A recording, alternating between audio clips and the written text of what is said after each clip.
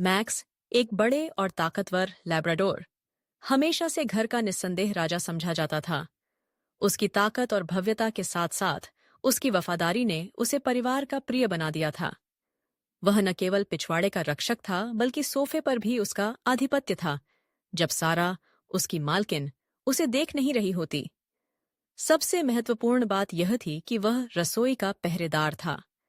उसके लिए रसोई का हर टुकड़ा उसकी संपत्ति था और कोई भी चीज, चाहे वह गिरा हुआ टुकड़ा हो या पूरा का पूरा सैंडविच, उसकी तेज नजरों से नहीं बच सकता था। लेकिन एक रात सब कुछ बदल गया। रात के अंधेरे में मैक्स रसोई के फर्श पर चैन की नींद सो रहा था। वह एक खूबसूरत सपने में खोया था। एक ऐसा सपना जिसमें बेकन की बारिश हो रही थी और उसे बस मुंह खोलकर मजे लेने थे। लेकिन तभी उसकी नाक एक अजीब गंध से फड़क उठी। कुछ तो गड़बड़ थी।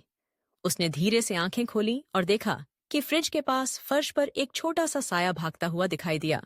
उस छोटे साये के पंजों में एक सी या आई दिखे।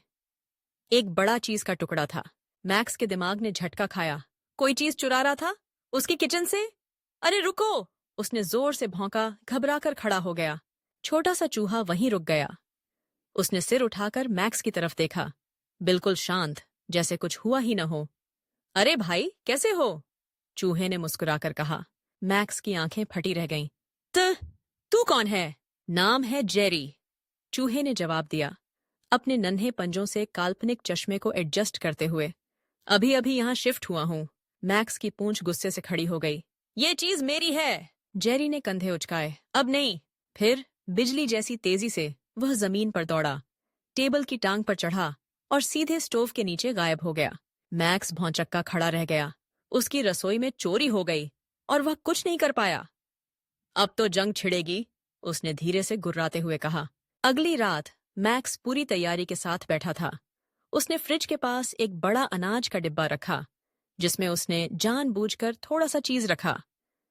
जैसे ही जेरी इसमें जाएगा मैं उसे पकड़ लूंगा, उसने मन में सोचा।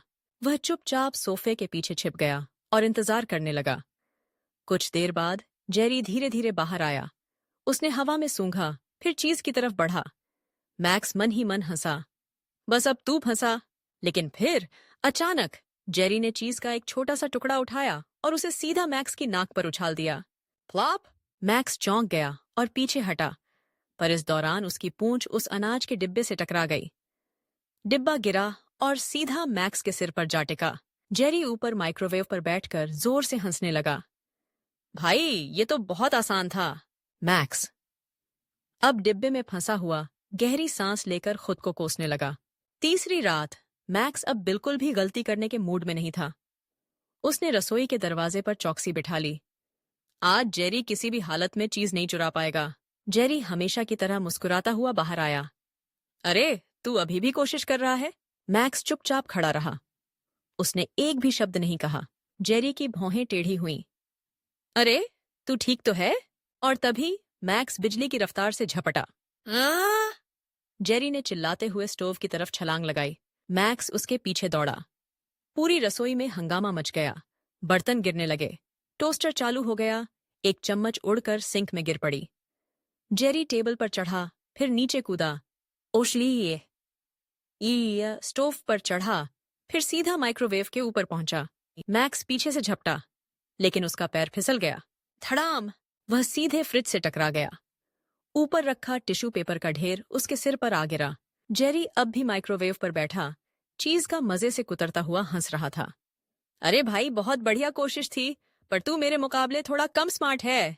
मैक्स ने हार मानकर गहरी सांस ली। वह यह जंग हार चुका था, लेकिन तभी उसे एक और आइडिया आया। उसने अपनी सबसे मासूम, सबसे प्यारी, सबसे बेबस आंखों से जेरी की तरफ देखा।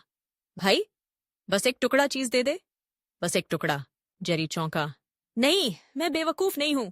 लेकिन फिर उसने दोबारा देखा। मैक्स की बड़ी बड़ी ड्रॉपी पपी डॉग आइज झिलमिला रही थीं। जेरी ने लंबी सांस ली।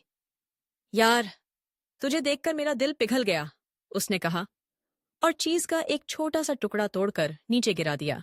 मैक्स ने फटाफट उसे खा लिया। उसकी पूंछ खुशी से झूम उठी। यस, तेरा भी दिल है। जेरी ने आंखें घुमाई। हाँ हाँ, पर किसी को मत बताना। और उस दिन के बाद एक अजीब लेकिन मजेदार दोस्ती शुरू हुई। जेरी अब भी चीज चुराता, लेकिन हमेशा थोड़ा सा मैक्स के लिए छोड़ देता। और मैक्स, वह रात को चीज चोरी होते देखकर भी अनदेखा कर देता, क्योंकि कभी कभी एक पहरेदार को भी दोस्ती की खातिर नियम तोड़ने पड़ते हैं। यह कहानी एक मजेदार जंग से शुरू हुई, लेकिन अंत में दोस्ती की एक नई शुरुआत बन गई। मैक्स और जेरी की यह अनोखी दोस्ती, जो पहले एक प्रतिस्पर्धा थी, अब एक प्यारी और मजेदार बंधन में बदल गई। उनकी यह दोस्ती न केवल उन्हें एक दूसरे के करीब लाई, बल्कि यह भी सिखाई कि जीवन में कभी कभी नियमों को तोड़ना भी जरूरी होता है, खासकर जब बात दोस्ती की हो। अंततः यह कहानी हमें यह भी सिखाती है कि कभी कभी हमें अपनी सीमाओं को पार करने की जरूरत होती है, ताकि हम नए रिश्तों और अनुभवों को अपनाने के लिए तैयार हो सकें। और इस तरह नीस डे या मैक्स और जेरी की कहानी एक मजेदार जंग से शुरू हुई, लेकिन अंत में यह एक दिलचस्प और प्यारी दोस्ती में बदल गई। क्या यह कहानी आपको भी हंसाने में सफल रही?